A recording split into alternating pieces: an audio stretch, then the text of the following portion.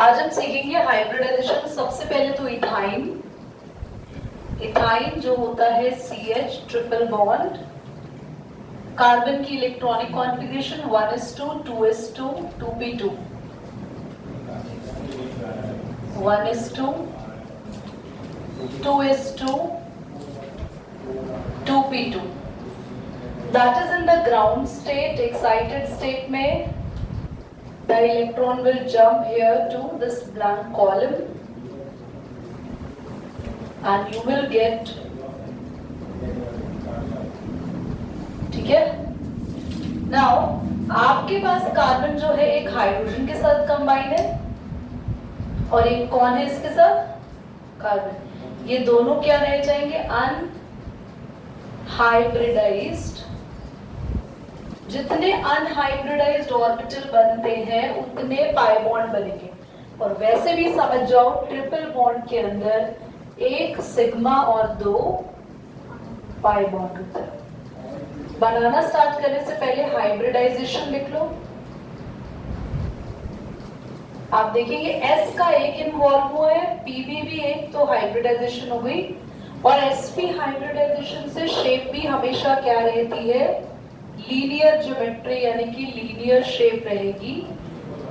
Carbon बनाएंगे दोनों तरफ, एक हाइड्रोजन बनाएंगे यहाँ पे, कार्बन का कार्बन से बॉन्ड बनाएंगे। ये कैसा बॉन्ड है बच्चों, सिग्मा। एक अनहाइब्रिडाइज से एक पाई बॉन्ड बनाइए, दूसरा अनहाइब्रिडाइज्ड से दूसरा पाई बॉन्ड बना। ये एक पाई बॉन्ड, ये एक पाई बॉन्ड, समझा। चार मत काउंट करना, एक को मिला के एक पाई बॉन्ड बनता है। इन दोनों से एक पाई बॉन्ड बना। Now we have the sigma bond, sigma bond, sigma bond. समझ में आया। IF7 की हाइब्रिडाइजेशन बोली थी कैलकुलेट करने के लिए मैंने आपको।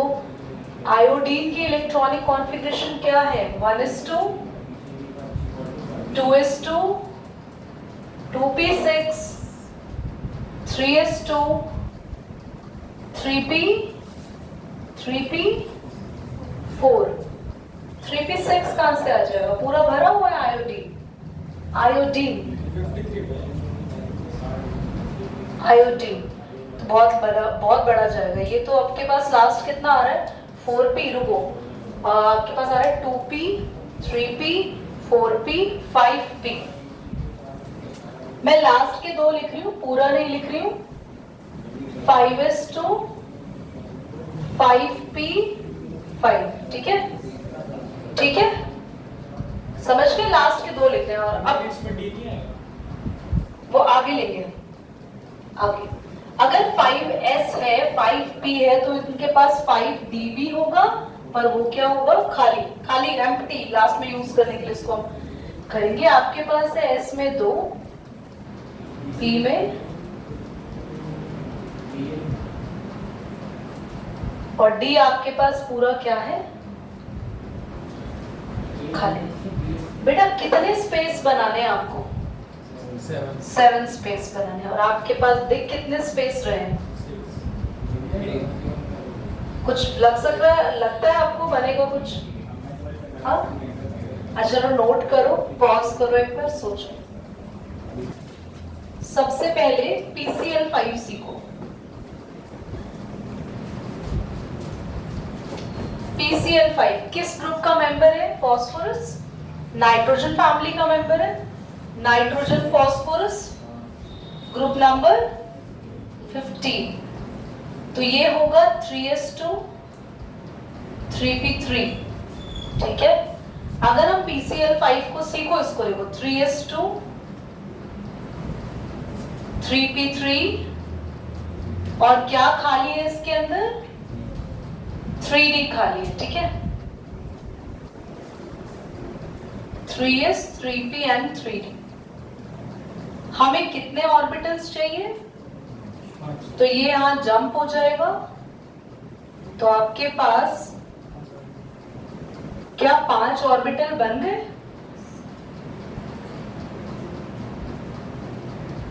तो सबके साथ Cl क्लबिंग में आ जाएगा। एंड ये बना sp3d।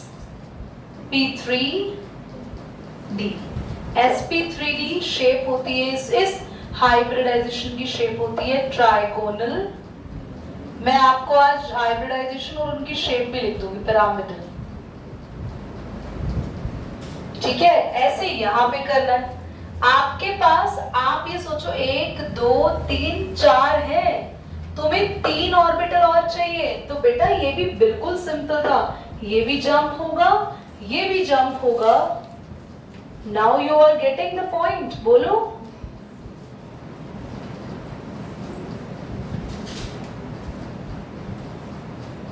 तो ये है आपके पास 5s 5p 5d। अब आप लोग आराम से इसको F के साथ मर्ज कर देंगे।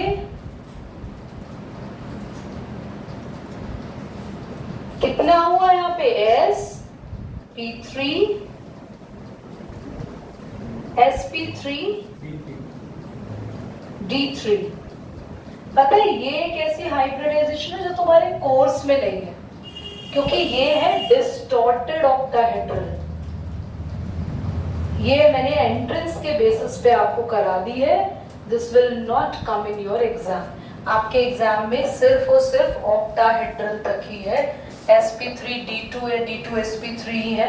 मैं अभी टेबल भी बनवाती हूँ, हाइब्रिडाइजेशन से शेप को लिखवा देती हूँ। कर दो बेटा पॉज। आप लोग यहाँ पे हाइब्रिडाइजेशन और क्या शेप आती है हाइब्रिडाइजेशन की, उनका टेबल बना लो। sp hybridisation means linear. पता है ये आपको ना लर्न नहीं करना, आपको याद है मैंने टोटल से हाइब्रिडाइजेशन निकालना सिखाया है, और मैंने आपको पहले ही बीएससी पीआर में टोटल से शेप निकालना सिखा रखा है। तो बस वो टोटल याद करो, सब कुछ। 2 का मतलब क्या होता था, लीनियर ज्योमेट्री, लीनियर शेप, और 2 का मतलब ही है हाइब्रिडाइजेशन कैसे निकाल लेते हैं, एक s बाकी p, फिंगर मेथड याद है ना। 3 के लिए क्या करें बोलो, एक s बाकी दोनों sp2, और 3 का मतलब क्या होता था, ट्राइगोनल प्लेनर। 4 के लिए sp3 क्या होगा, टेट्राहेड्रल। वहीं पे ना यहां पर आपके पास शेप्स आएंगी d2 sp3 या sp3 d2। पहले 5 वाला रह गया ये, sp3d।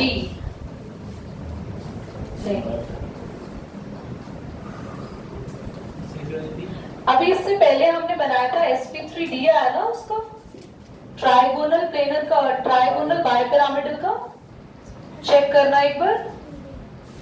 हाँ ठीक है, 6 में 2 आएंगे, d2 sp3 भी हो सकता है और sp3 d2 भी हो सकता है। अब ये हालांकि इनके चेंजेस तो तुम क्लास 12th में पढ़ोगे, 11th में इतना नहीं है। 11th में तो बस आपके पास sp3 d2 वाला केस आने वाला है, और इनका दोनों का मतलब क्या है। और ये जो शेप है ना sp3, इसमें कभी कभी स्क्वायर प्लेनर भी होता है, और ये भी हायर में आपको 12th में पढ़ना है। ठीक है, जहां मैंने स्टार लगा दिया है ना, ये आपको 12th में पढ़ना है, बाकी की सारी शेप्स आपको अभी याद रखनी है 11th में। ठीक है, चलो कर दो बेटा बहुत, और हम पढ़ा। बहुत ध्यान से सुनना आप सभी। कभी भी तुमने एटम की इलेक्ट्रॉनिक कॉन्फ़िगरेशन लिखनी हो, तुम्हारे बहुत आसान है, 1s 2s 3s में नंबर लिख दिया, तुम्हारे इलेक्ट्रॉनिक कॉन्फ़िगरेशन डन हो गई। कार्बन की इलेक्ट्रॉनिक कॉन्फ़िगरेशन पूछते हो तो 1s2 2s2 2p2 लिख देते हो। क्लोरीन की पूछते हो 1s2 2s2 2p6 3s2 3p5 लिख देते हो। क्लोरीन एटम की इलेक्ट्रॉनिक कॉन्फ़िगरेशन लिखनी तो आती है, क्या क्लोरीन मॉलिक्यूल की लिख सकते हो, Cl2? नहीं ना, अभी नहीं आती ना। तो यहां पर हम यही सीख रहे हैं कि मॉलिक्यूल्स की इलेक्ट्रॉनिक कॉन्फ़िगरेशन कैसे लिखते हैं हम लोग। दूसरा हम ये सीख रहे हैं कि मॉलिक्यूलर ऑर्बिटल्स क्या होते हैं, मॉलिक्यूलर ऑर्बिटल्स। आपने सभी ने ऑर्बिटल्स पढ़े हैं एटम के? क्या क्या ऑर्बिटल्स पढ़े थे, याद करो। sp_d तो सब शेल होते हैं। ऑर्बिटल्स ने KLMN तो मेन शेल होते हैं। ऑर्बिटल्स से -1 -2 0 1 2 m। क्वांटम नंबर याद आया, चैप्टर 2 में पढ़ा था। Quantum number m, magnetic quantum number, represent करता था ऑर्बिटल्स को, नंबर ऑफ ऑर्बिटल्स। तो एक एटम के जो ऑर्बिटल्स होते हैं, ऑर्बिटल को वैसे जनरल लैंग्वेज में बोले तो ऑर्बिटल क्या होता है? आपका ऑर्बिट और उस ऑर्बिट के आसपास कितनी जगह, कहाँ कितनी दूरी तक इलेक्ट्रॉन घूम सकता है, उस पूरे एरिया को ऑर्बिटल कहते हैं। ऑर्बिट एक सर्कल है और ऑर्बिटल आसपास का एरिया है। अब समझ में आया? ठीक है। तो एक एटम का ऑर्बिटल तो बड़ा आसान है कहना, बड़ा आसान है समझना। Now let's talk about the molecule orbital. Molecule के ऑर्बिटल्स कैसे बनते हैं? जब दो एटम्स के ऑर्बिटल आपस में क्या होते हैं? कंबाइन होते हैं। सिंपल लैंग्वेज में कहें तो क्या ऐसा कह सकते हैं कि दो वेव्स, ये एक एटम ए है और बी मान लो उसको, एक ये एटम ए और एटम बी है।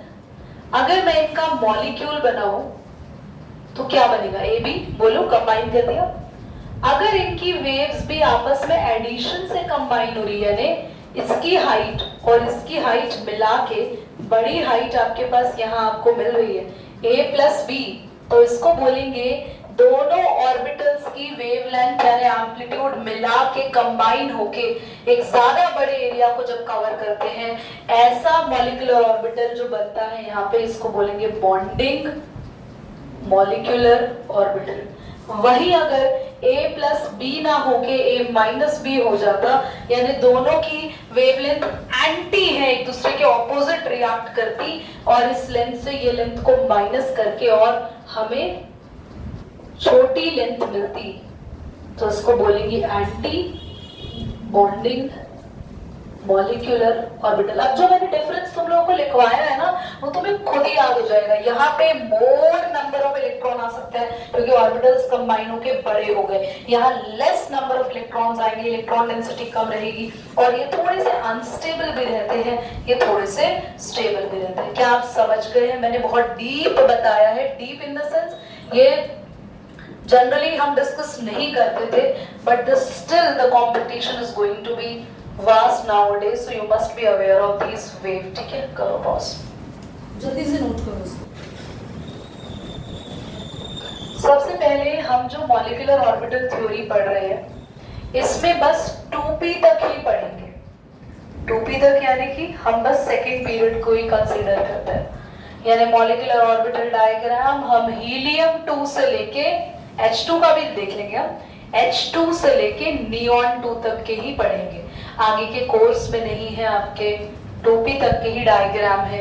एंट्रेंस फेंट्रेंस एंट्रेंस सब में ही 2p तक के डायग्राम है, क्योंकि 3p या 3s के डायग्राम्स तो बहुत हायर क्लासेस में जाके आप लोग सीखते हैं। आगे आएंगे, सबसे पहले डायग्राम सीखेंगे 1s का, 2s का और 2p के दो डायग्राम है। 1s का डायग्राम देख लेंगे, कोई भी बच्चा डरेगा नहीं इनको देख के, ठीक है?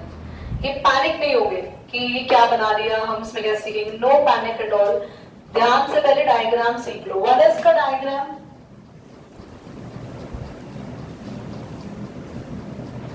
ये 1s का एक एटॉमिक ऑर्बिटल, ये क्या है? Atomic orbital. ये 1s का दूसरा एटॉमिक ऑर्बिटल। मान लो हम कंबाइन कर रहे हैं H और H को, तो H का क्या होता है इलेक्ट्रॉनिक कॉन्फ़िगरेशन? 1s, और इसका भी क्या होगा? तो जब दोनों कंबाइन होंगे तो दोनों के 1s कंबाइन होंगे, तो 1s कंबाइन होने पे यहाँ पे आता है सिग्मा 1s। सिग्मा दीदी क्यों? Sigma stands for the molecular orbital, ये दोनों का कंबाइंड है। और एक होता है sigma star 1s, sigma 1s यानी कि बॉन्डिंग। दीदी इसको नीचे और ऊपर क्यों लिख रहे हो? मैंने बोला था बॉन्डिंग वालों की एनर्जी कम होती है, एंटी बॉन्डिंग में एनर्जी क्या होती है? ज्यादा। तो इनको ऊपर लिखते हैं चढ़ा के ऐसे यहाँ पे, और ये है एंटी बॉन्डिंग। अब डायग्राम बनाते हुए स्कूल में बॉन्डिंग और एंटी बॉन्डिंग नाम नहीं लिखना, बाकी सारी चीजें लिखनी है एक्स्ट्रा। टूएस का डायग्राम कैसे बनेगा? बिल्कुल सेम ऐसे बनेगा। ये 2s का एटॉमिक ऑर्बिटल एक एटम का, ये दूसरा 2s, तो ये बनेगा, जल्दी खुद ही बोल दो बच्चों, सिग्मा 2s। बच्चे हैं क्लास में या भाग गए? मैंने कहा था बेहोश नहीं होना इनको देख के। अब हम 2p का डायग्राम देखेंगे। वैसे तो इजी लग रहा है ना, बोलो कितना आसान है ना। चलो 2p और देख लो बेटा। तो अब हम आएंगे 2p के डायग्राम के लिए। देखो इधर लिथियम से 2p शुरू होता है, क्योंकि हाइड्रोजन और हीलियम के पास 2p नहीं होता। लिथियम से लेके पूरा नाइट्रोजन तक का डायग्राम ये है 2p का। और जो लास्ट के 3 बच रहे ना, ऑक्सीजन, फ्लोरीन और नियॉन, उन तीनों के डायग्राम 2p के अलग है। तो 2p को पहले इन्हीं का देख लो बेटा, बस इनका देख लो बस आराम से।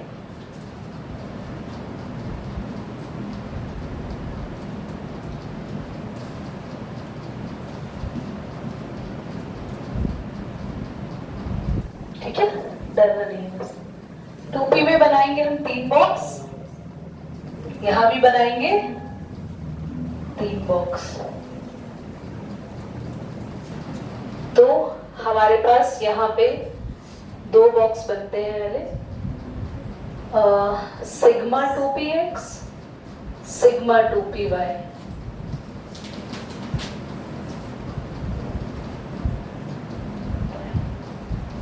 ये उल्टा लिख दें, पाई 2px, पाई 2py, sigma 2pz, pi star 2px, pi star 2py, sigma star 2pz। अब क्या फर्क है 2p के डायग्राम में? In case of oxygen, fluorine and neon सब कुछ सेम रहता है, एवरीथिंग इज सेम।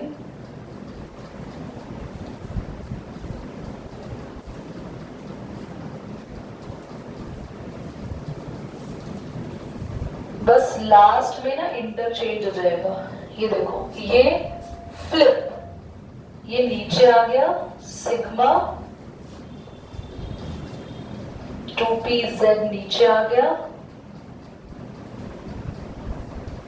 ये ऊपर आ गए पाई 2px, बाकी सब सेम रहेगा, पाई स्टार 2px,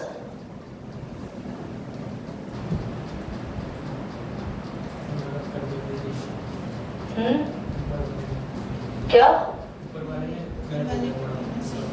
क्या हो गया? ऊपर वाले देखो ना। हाँ। ये क्या हो गया? मतलब तुम चाह रहे हो ये भी उल्टा होना चाहिए? अभी बस वही उल्टा होगा। नहीं, उसमें वो जो 2 बॉक्स बने हैं, हाँ, वो इसमें नीचे वाले अंदर वाले में है, उसमें वो बाहर वाले में है। नहीं उसी में हाँ, एक ये और एक नीचे वाला। हाँ, ये वो ही बाहर होना चाहिए ना, डबल बॉक्स। अरे तो चेंज किए ना। सुनो, सिर्फ ये बदलता है, सिर्फ ये, वो सेम रहेगा, एंटी बॉन्डिंग नहीं छेड़ना। तुम्हें लगा कि वो रह गया? नहीं, ठीक है।